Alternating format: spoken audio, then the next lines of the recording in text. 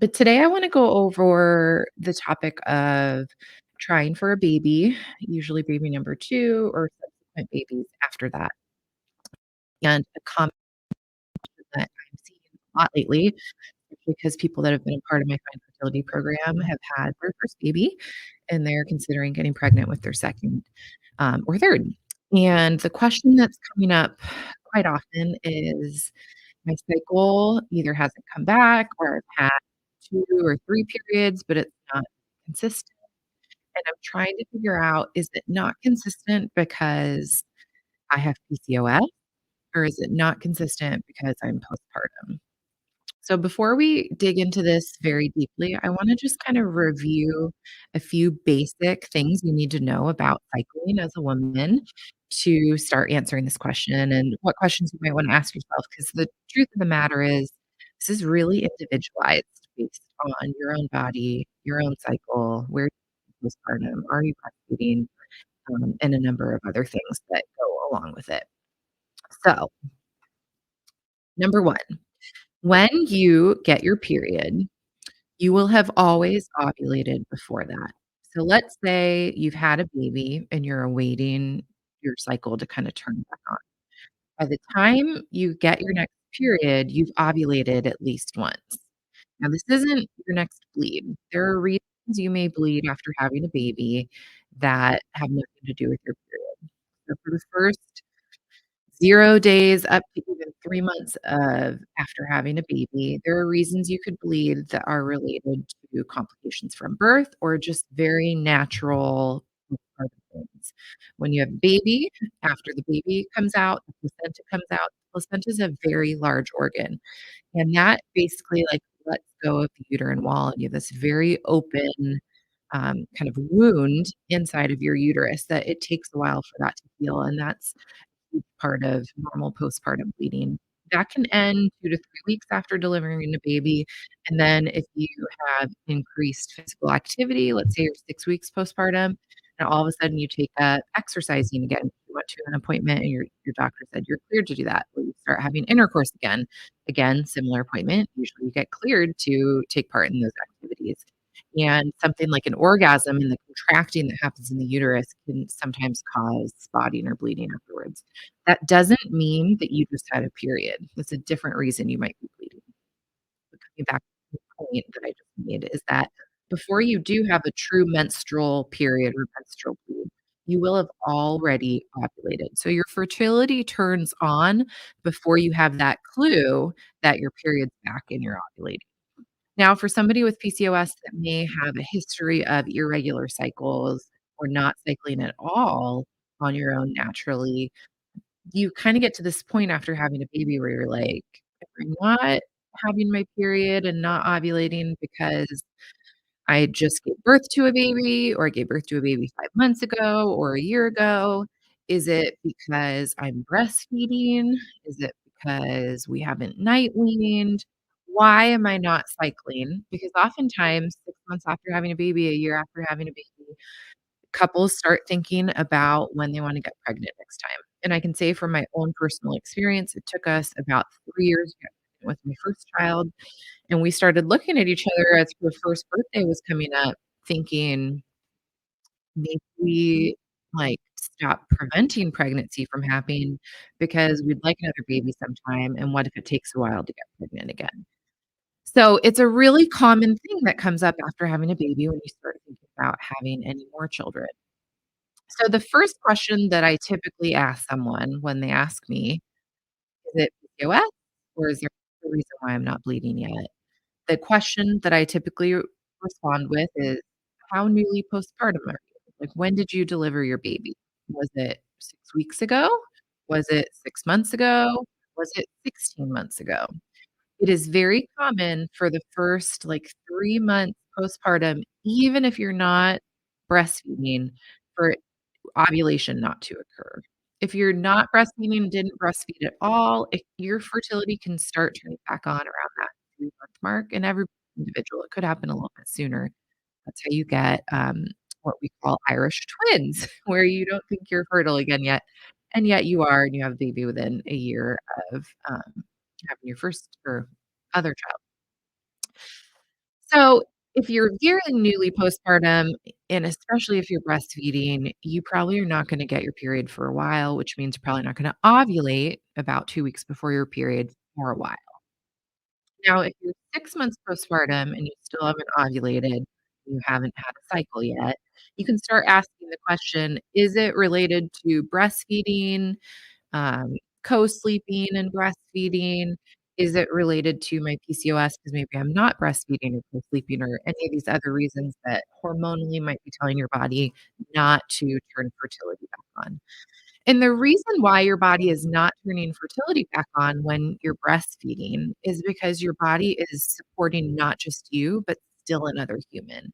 And so there is a very protective mechanism that has been internally designed to stop us from procreating and having more children before our body is ready to take on that nutritional, metabolic, and just huge responsibility. Your body is looking out for you and your current baby before it's ready to take on the challenge of growing another human. There is slim but some research on child spacing. We're not gonna talk about that today in terms of if there's a perfect time between having children. That's not the topic of today's live, but it is something that I would potentially look into or consider if you're starting to think towards we wanna have another baby soon.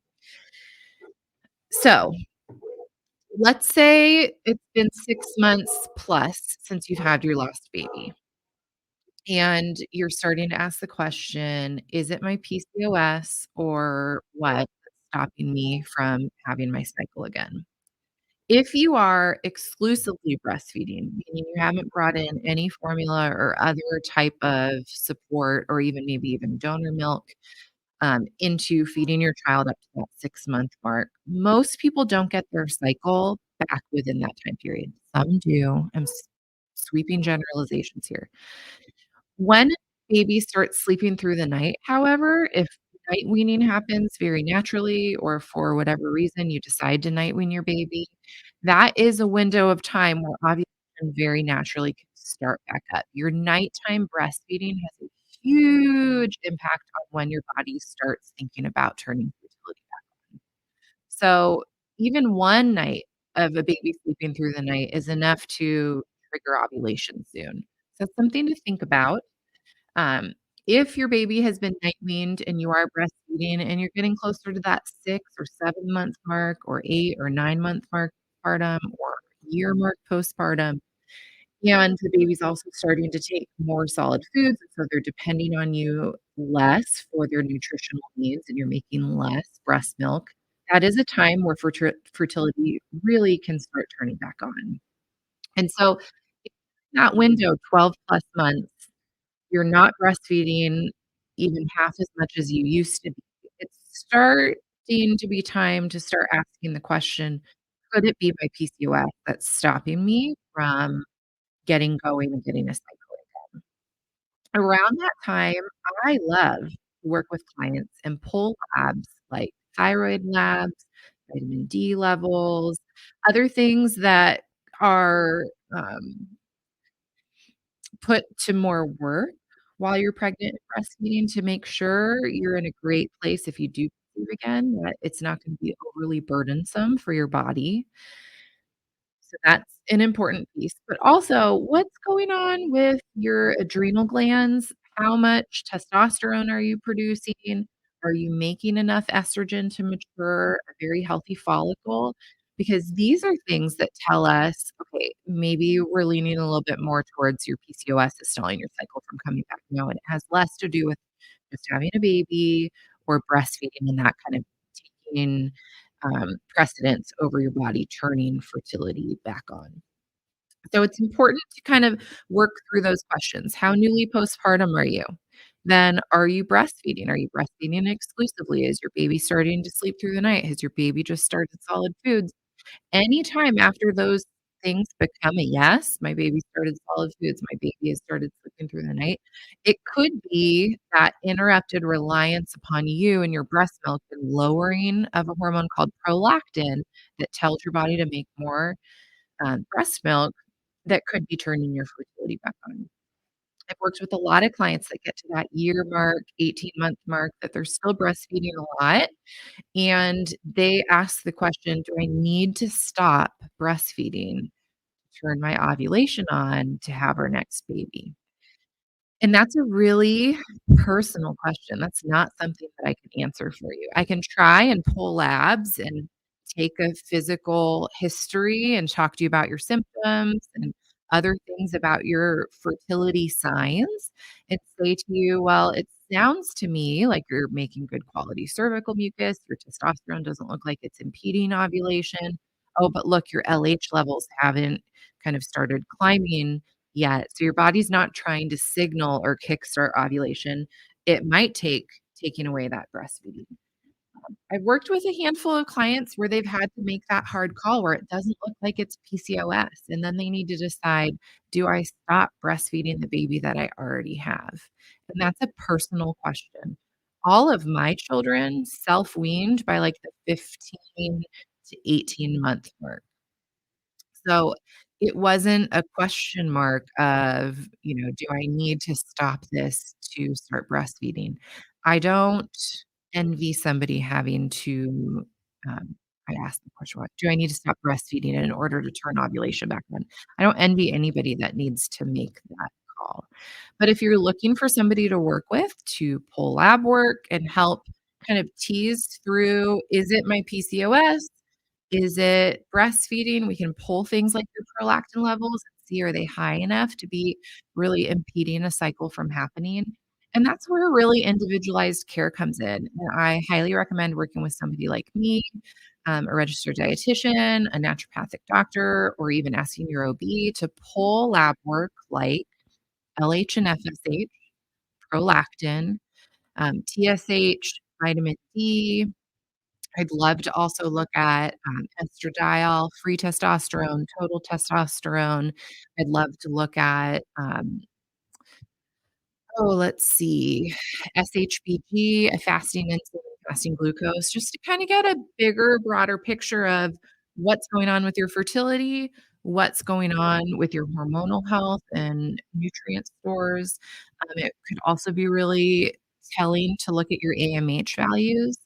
So those are things that I would think about, pulling for somebody that came to me with this question. So I hope that this was kind of a helpful video to try and navigate this question. Of course, you can always reach out to us on Instagram. You can comment below on YouTube. You can go to our website to our contact us page. If you're looking for some individualized PCOS support or fertility support, we are here to support you. It's always beneficial, in my opinion, to be taking a quality prenatal while you're breastfeeding, especially if you're not preventing pregnancy. Really good baseline for just giving kind of a fail-safe over your dietary nutrition, because your needs go up so high in pregnancy, postpartum, breastfeeding, that you really, if there's a chance you could be getting pregnant, having that on board would be really beneficial. I also love to encourage taking myo-inositol. Over at PCOS Formularies, we have options for myo-inositol in 3 different products. We have myo-inositol plus, metabolic ovary formula, which is a really great option to help support ovulation and metabolic health. And then the antioxidant ovary formula that also has some added support when we're trying to increase progesterone levels. All right, have a great day.